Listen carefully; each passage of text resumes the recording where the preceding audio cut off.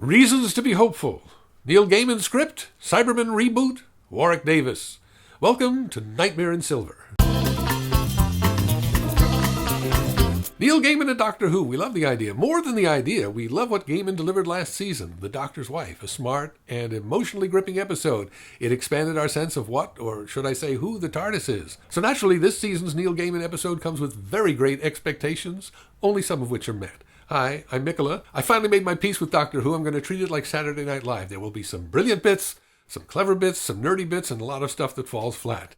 And some music. Okay, here we go. TARDIS door opens and out pop the Dr. Clara and those children she cares for, Angie and Artie. The Snoopy kids who blackmailed her in the previous episode to get a TARDIS ride. Beware of children. Hard to cast, harder to write for. Sullen teenagers are a thing in the world, but they're not the most interesting thing to watch. Maybe it's meant as a joke. Girl visits the biggest amusement park in the universe and she's not amused. Ha ha! She doesn't even give us the satisfaction of throwing a Michaela Maroney. The good news is that in the service of the plot, both children are more or less immobilized in standing comas for a good deal of the episode. Whew. Gaiman's brief from showrunner Stephen Moffat was to reboot the Cybermen and make them scary again. So powerful and so scary that in this future incarnation, the only way to defeat them is by totally annihilating whatever planet they're on. They have scary new powers, including super speed. And one of their scary new powers is the ability to assimilate and infiltrate non-human brains. Like Time Lord brains. Which sets up what is by now the obligatory bit where Matt Smith gets to show off his acting. This time he faces off against an evil version of himself inside his own brain. Once the Doctor discovers there's a horrible menace on the planet, he abandons the kids, just tells them to stay put. I know that plotting these things requires contriving some way for the kids to get into trouble, but just flat out, hey kids, stay here in a room full of evil.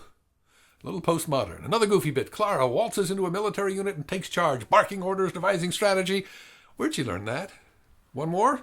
In the big climax, an uncountable horde of Cybermen surrounds our friends and closes in on them very slowly, apparently forgetting they have super speed. They're back to the clankety-clank zombie shuffle, which gives the Doctor time to confuse Mr. Clever with the only trick sci-fi shows ever used to foil a computer.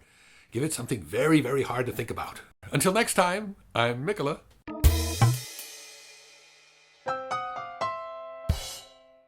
DVD extras. Gaiman offers a neat bit for nerds, a callback to the famous chess-playing automaton from the 18th century known as the Turk. The Turk actually played and beat actual Benjamin Franklin and actual Napoleon. Edgar Allan Poe, who invented the detective story, played detective on this. He deduced the secret of the Turk, and he wrote about it. I'll link to it in the today's shirt.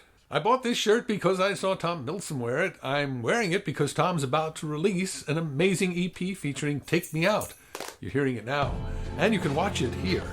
It's available at iTunes. Links are in the, This shirt's a parody of Milton Glaser's famous and much copied design for the I Love New York advertising campaign 1977. By the way, as a pictograph, that heart-shaped thing should be pronounced love. I love New York, not I heart New York. Although, Ed Plant does have a dispensation to say I less than 3 New York. There's something next mountain summer, nothing I can do but feel and shine.